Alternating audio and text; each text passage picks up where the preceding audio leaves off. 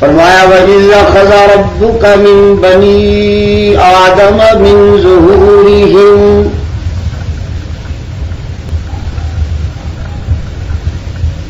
اور جب وعدہ لیا تیرے پروردگار نے اولاد آدم سے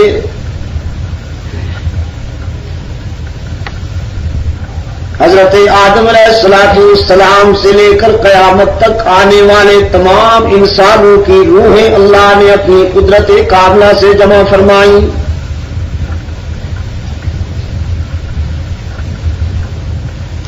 دنیا میں آ کر ہونے والے اہل اسلام کی روحیں بھی، کفار کی روحیں بھی، موحدین کی روحیں بھی، مشرکین کی روحیں بھی،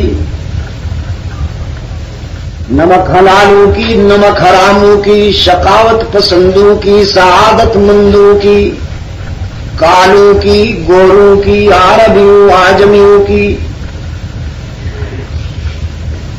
بلا امتیاز مذہب و ملت، فکر و نظر، قوم و وطن، تمام انسانی روحیں جمع ہوئی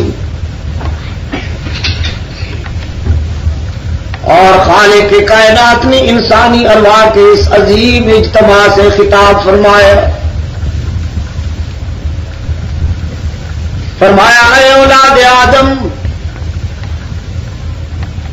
ایک خاص وقت تک کے لیے میں تمہیں دنیا میں بھیجنے والا ہوں.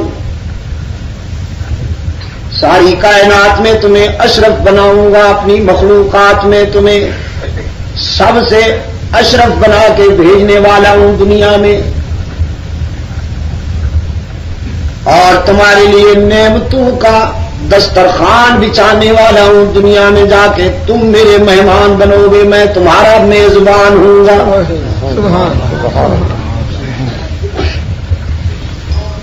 زمین کو تمہارے لیے بچھونا بناؤں گا، آسمان کو چھت بناؤں گا. أَلَمْ نَجْعَلِ الْأَرْضَ مِهَادًا وَالْجِبَالَ أَوْتَادًا وَخَلَقْنَاكُمْ أَزْوَاجًا وَجَعَلْنَا نَوْمَكُمْ سُبَاتًا وَجَعَلْنَا اللَّيْلَ لِبَاسًا وَجَعَلْنَا النَّهَارَ مَعَاشًا وَبَنَيْنَا فَوْقَكُمْ سَبْعًا شِدَادًا وَجَعَلْنَا سِرَاجًا وَهَّاجًا. ہم زمین کو تمہارے لیے مسخر بنائیں گے، وہ زمین جس میں فولاد جیسی سخت چیز بھی دفن کی جائے تو کچھ دنوں کے بعد زمین اسے خاک بنا دیتی ہے. لیکن اے ابن آدم، جب تو اسی زمین کے پیٹ میں اپنا دانہ دفن کرے گا تو وہ تیرے دانے کو خاک بنانے کے بجائے گلزار بنا کر تیرے ایک دانے کو کئی دانوں میں بدل کے تیری امانت واپس کرنے پر پابند ہوگی. سبحان اللہ. آسمان کے دامن میں قیامت تک فیوز نہ ہونے والے چراغ اور بلب روشن کروں گا، ستاروں کو تابانی دوں گا، تمہارے ذوق نظر کی تسکین کے لیے سورج کو درخشانی دوں گا، چاند کو لمعانیت عطا کروں گا. وہ حسین اور شیرین چاندنی نچھاور کرے گا تم پر. پہاڑوں کو سنجیدگی عطا کروں گا، گلشن مہکیں گے، اناج چہکیں گے، سبزے لہکیں گے تمہارے لیے. صبح کو سویرا عطا کروں گا، راتوں کو اندھیرا عطا کروں گا تمہارے لیے.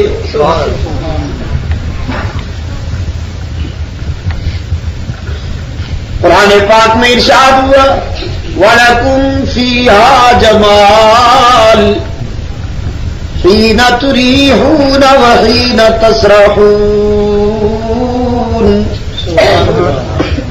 وَتَحْمِلُ أَثْقَالَكُمْ إِلَى بَلَدٍ لَّمْ تَكُونُوا بَالِغِيهِ إِلَّا بِشِقِّ الْأَنفُسِ إِنَّ رَبَّكُمْ لَرَءُوفٌ رَحِيمٌ. والبغال والحمیر لترکبوها وزینہ وَيَخْلُقُ مَا لَا تَعْلَمُونَ. جانور اور مویشی بھی تمہاری غلامی کے لیے ہوں گے. کچھ تمہارا بوجھ اٹھائیں گے، کچھ تمہارے ٹانگے ریڑھے کھینچیں گے، کچھ تمہیں دودھ پلائیں گے، کچھ تمہیں اپنا گوشت مہیا کریں گے تمہاری غذا کے لیے، کچھ ساری زندگی پنجرے میں بند رہ کے قید تنہائی میں گزاریں گے، کچھ تمہارے ڈیرے پر بندھے ہوئے تمہارے ذوق کی تسکین کریں گے. رب کائنات نے فرمایا یہ میرا لطف و کرم ہوگا کہ تم میرے بنو نہ بنو، لیکن میری مخلوق تمہاری بغاوت نہیں کرے گی. وہ بہرحال تمہاری اطاعت پر پابند ہوں گے. میں تو انہیں بے زبان پیدا کروں گا تاکہ تمہارے ظلم و زیادتی کے خلاف دنیا کی کسی عدالت میں استغاثہ دائر نہ کر سکے. ایک اور مقام پہ ارشاد ہوا وَإِنَّ لَكُمْ فِي الْأَنْعَامِ لَعِبْرَةً نُسْقِيكُم مِّمَّا فِي بُطُونِهِ مِن بَيْنِ فَرْثٍ وَدَمٍ لَبَنًا خَالِصًا سَائِغًا لِّلشَّارِبِينَ.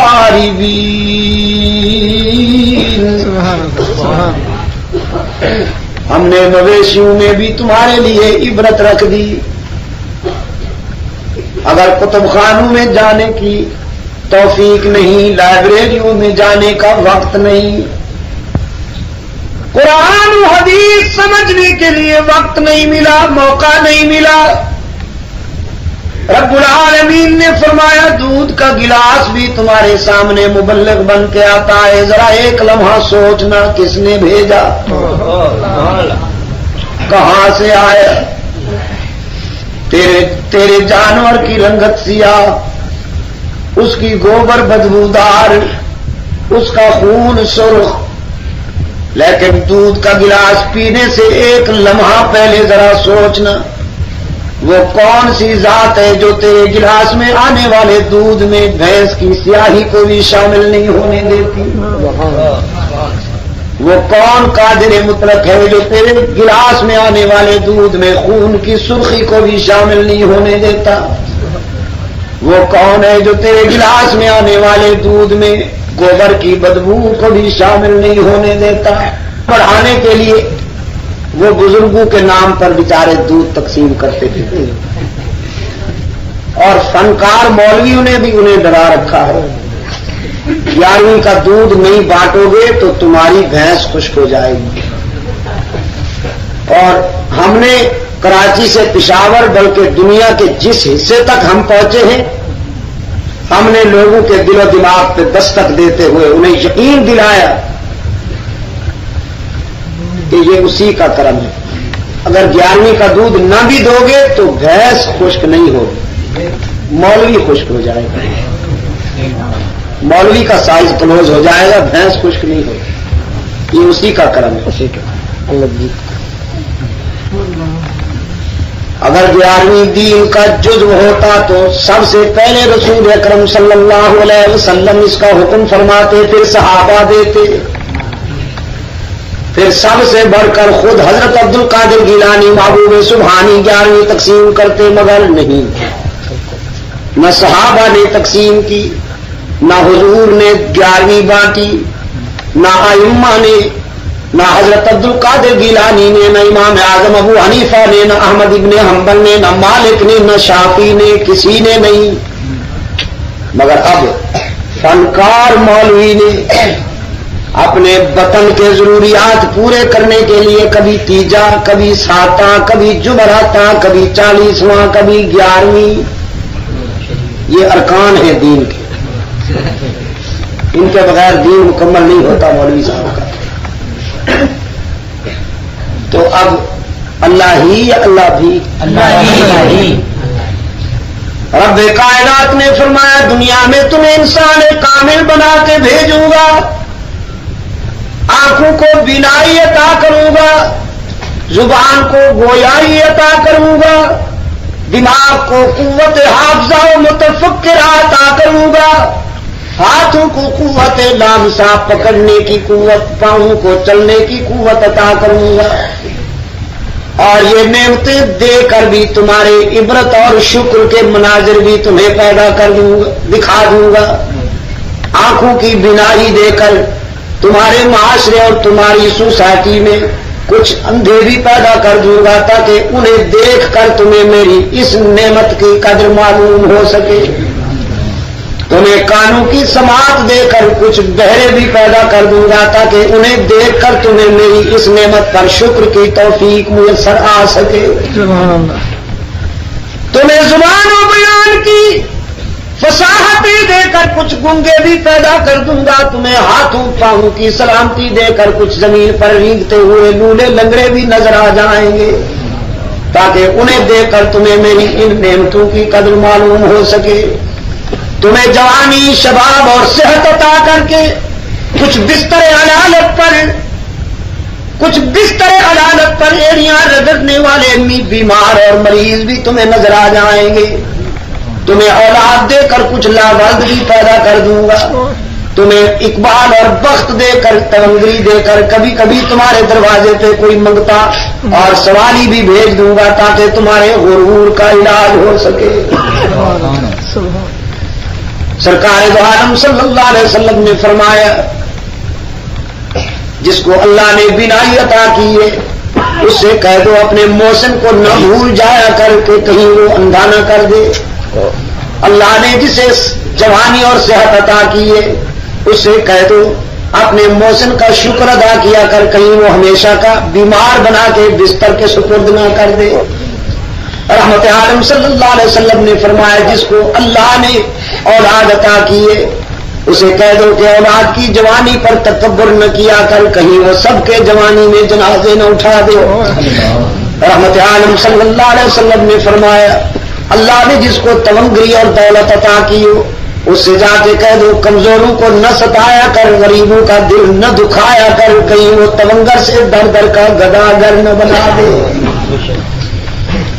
مالک الملک تؤتی الملک من تشاء وتنزع الملک ممن تشاء وتعز من تشاء وتذل من تشاء بيدك الخير انك على كل شيء قدير۔ رب کائنات نے فرمایا کائنات کا ذرہ ذرہ تیری غلامی کے لیے بناؤں گا، صبح کا سویرا تیرے لیے، راتوں کا اندھیرا تیرے لیے، درختوں کی لہک تیرے لیے، چاندنی کی چمک تیرے لیے، گلشن کی مہک تیرے لیے۔ قرآن پاک میں ایک مقام پہ ارشاد ہوا اوحی ربک الی النحل ان اتخذی من الجبال بیوتا ومن الشجر ومما یعرشون، ہم نے ایک مکھی کو بات بتا دی کہ جاؤ پھولوں کا رس چوس چوس کر اپنے گھونسلے میں یا اپنے اس ٹھکانے میں لا کے جمع کرو، ایک عرصے کے بعد وہ ذخیرہ بن جائے گا تاکہ میرا بندہ آئے اور تیرے اس ذخیرے سے فائدہ حاصل کرے۔ ایک سال کے خزاں و بہار کی مرحلوں سے گزرنے کے بعد آم کا درخت پہلے اسے پھول لگتے ہیں، پھر وہ پھول پھل بنتے ہیں، پھر وہ پھل بچپن لڑکپن اور جوانی کے مراحل سے گزرتے ہوئے آندھیوں میں بارشوں میں آم کے سارے پھل گر جاتے ہیں، صرف ایک ہی باقی ہے، اس کے سال بھر کی کمائی ایک آم لگا ہوا ہے۔ آیا ہے ابن آدم، پکا ہوا آم درخت کے ساتھ لٹک رہا ہے، اب وہ درخت یہ نہیں کہتا کہ مجھ پہ رحم کر، میرے سال بھر کی کمائی ہے اسے ظاہر نہ کر دے، بلکہ اس کا پتا پتا تقاضا کرتا ہے آ اور اسے توڑ کے کھا جا کہ میں نے پورے سال یہ اسی لیے پالا ہے کہ میری نظام۔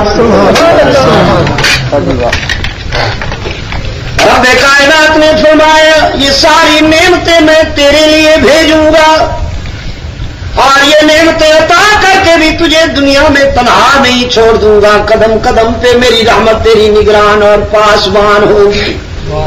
تو مجھے بھول جائے گا مگر میں تجھے نہیں بھولوں گا. تو میری بغاوت کرے گا لیکن میری شفقت میں کمی نہیں آئے گی. میری لطف و کرم اور میری رحمت کے بغیر تو زندگی کا ایک بھی لمحہ نہیں گزار سکے گا. دنیا کا کوئی تعلق دنیا کا کوئی رشتہ تیرے اتنا قریب نہیں ہوگا جتنا میرا لطف و کرم تیرے قریب ہوگا. اب تعالیٰ نے اپنے محبوب سے فرمایا میرے پیغمبر جب آپ سے میرے بندے میرا پتہ پوچھیں کہ خدا سے ملنا ہے کہاں ملے گا, رب العالمین نے فرمایا انہیں بتا دیجئے کہ میں تو تمہارے قریب رہتا ہوں. انی قریب اذا سالک عبادی عنی.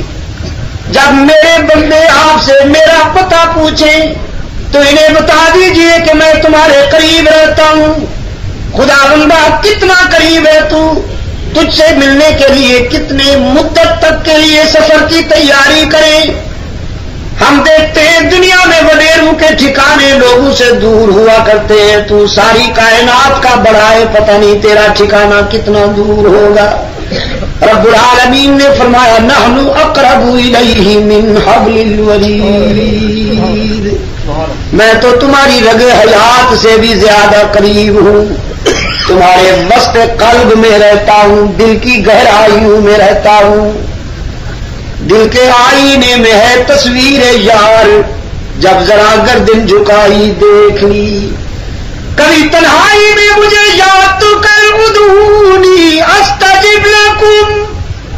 جب میں اتنا قریب ہوں تو مجھے پکارا کرو, میرے سامنے دامن پھیلایا کرو, مجھ سے آرزوئیں وابستہ کرو. مجھ سے میرے سوا تمہارا کوئی دستگیر نہیں, میرے سوا تمہارا کوئی کارساز نہیں.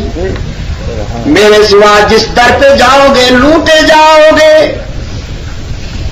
دنیا میں جس آستانے پہ جاؤ گے لوٹے جاؤ گے. صرف یہی در ہے, جب اس در پہ آؤ گے تو وہ رحمت کے خزانے لٹا دے گا. باقی جہاں جاؤ گے وہ کہیں گے کچھ لے کے آئے ہو کہ کچھ لے کے جاؤ, مگر یہ کہے گا خالی ہاتھ آؤ دامن بھر کے جاؤ. باقی جس کے پاس جاؤ گے وہ تمہاری جیب کی طرف دیکھا, جب اس در پہ آؤ گے تو وہ تمہارے دل کی طرف دیکھے گا. رب کائنات نے فرمایا میرے محبوب نبی عبادی انی انا الغفور الرحیم. میرے بندوں کو اطلاع کر دیجئے کہ تمہیں اپنے گناہ ڈراتے ہیں لیکن میری رحمت کا بھی تو کوئی ٹھکانہ نہیں. جس نے بہت سے گناہ کر لیے ہوں, جس نے خطاؤں سے زندگی بھر لی ہو, ندامت اور شرمندگی میں ڈوبا ہوا ہو, رب العالمین نے فرمایا اسے کہہ دیجئے ایک مرتبہ میرے در پہ آ تو صحیح, جبین نیاز جھکا تو صحیح, میرے لطف و کرم کو آزما تو صحیح. تیرے آنے میں دیر ہے, میرے راضی ہونے میں دیر نہیں ہوگی. عزیز دوستو, بیت اللہ پر پہلی نظر پڑتے ہی غلاف کعبہ پر لکھی ہوئی آیت نظر آئی مجھے, من یعمل سوءا او یظلم نفسہ ثم یستغفر اللہ یجد اللہ غفورا رحیما. جس نے بہت زیادتیاں کی ہوں اپنے نفس پر, جس نے بہت گناہ کر لیے ہوں لیکن پھر موت سے پہلے شرمندہ ہو کے میرے در پہ آ جائے تو مجھے اپنے ماں باپ سے بھی زیادہ رحیم و کریم پائے گا. مجھ سے بڑھ کے شفقت والا کوئی نہیں پائے گا. حبیب کبریا صلی اللہ علیہ وسلم نے حدیث قدسی بیان فرمائی ہے کہ جب ساری دنیا پہ رات کا سناٹا حکمرانی کرتا ہے اور خطا کار بندے گناہوں کو سمیٹ کر بستر پہ غفلت کی نیند سو جاتے ہیں, اس وقت اس کی رحمت آتے آسمان دنیا پہ پکارتی ہے حل من مستغفر, ہے کوئی مجھ سے صلح کرنے والا, میں راضی ہونے کے لیے تیار ہوں. تم نامراد ہو کے آؤ میں بامراد کر دوں. تم رسوائیاں لے کے آؤ میں باورو کر دوں، تم محروم ہو کے آؤ میں تمہارا دامن بھر دوں۔ رات کے ابتدائی حصہ سے لے کر آخری حصہ تک اللہ کی طرف سے یہ پکار ہوتی رہتی ہے۔ رب کائنات نے فرمایا دنیا میں بھی تمہیں تنہا نہیں چھوڑ دوں گا، قدم قدم پر زندگی کے ہر مرحلے پر میرا لطف و کرم تمہارے شامل حال ہوگا۔ تو اب تم بتاؤ اے اولاد آدم، اے انسانو، الستو بربکم، دنیا میں جاؤ گے تو تمہاری جبین کس کے آگے جھکے گی؟ تم کس کو اپنا رب مانو گے؟ دنیا میں جا کے کہیں نمک حرام تو نہیں بن جاؤ گے۔ قرآن کریم اطلاع دیتا ہے تمام انسانوں نے بیک زبان اقرار کیا بلا، خدا بندہ ہم وعدہ کرتے ہیں دنیا میں جا کے تیرے سوا کسی کو رب نہیں مانیں گے۔ انسان جب دنیا میں آ رہا تھا تو یہی پوچھا گیا اس سے الستو بربکم، اور جب دنیا چھوڑ کے عالم بقا کو جائے گا تو برزخ کی پہلی سیڑھی پر یہی سوال ہوگا من ربک۔ سرکار دو عالم صلی اللہ علیہ وسلم نے فرمایا جس نے اللہ کے ساتھ کسی کو شریک نہ کیا ہوگا، چاہے اس کے گناہ تو بہت ہوں، لیکن خدا کی ذات و صفات میں اگر اس نے کسی کو شریک نہیں کیا تو اسے توفیق میسر آ جائے گی، وہ صحیح جواب دے گا ربی اللہ۔ لیکن اگر کسی نے سجدے تو بہت کیے ہوں، تسبیحیں تو بہت پڑھی ہوں، جبہ تو لمبا پہنا ہو، بظاہر بڑا نیک نظر آئے، مگر خدا کے ساتھ اس نے کسی اور کو شریک بنا لیا ہو، جب اس سے عالم برزخ کے پہلے زینے پر پوچھا جائے گا من ربو کا تو صحیح جواب اس سے نہیں بن پڑے گا، آئیں بائیں شائیں کر کے چکرا جائے گا۔ انسان جب دنیا میں آ رہا تھا تو الستو بربکم، جب دنیا سے جائے گا تو من ربک۔ قرآن کریم کو آپ جب شروع کریں پڑھنے کے لیے تلاوت کریں، قرآن شروع ہوتے ہی یہی وعدہ یاد دلاتا ہے الحمدللہ رب العالمین۔ پھر تلاوت کے دوران کئی مرتبہ قرآن یہ وعدہ یاد دلائے گا اعبدوا ربکم الذی خلقکم والذین من قبلکم لعلکم تتقون۔ اور جب قرآن کریم ختم ہونے کے قریب آئے گا تو تجھ سے رخصت ہونے سے پہلے پھر وہی فرض ادا کرے گا قل اعوذ برب الفلق قل اعوذ برب الناس، کہ یہ مت بھول جانا کہ تو وعدہ کر چکا ہے اپنے اللہ کے ساتھ کہ تیرا رب وہی ہے۔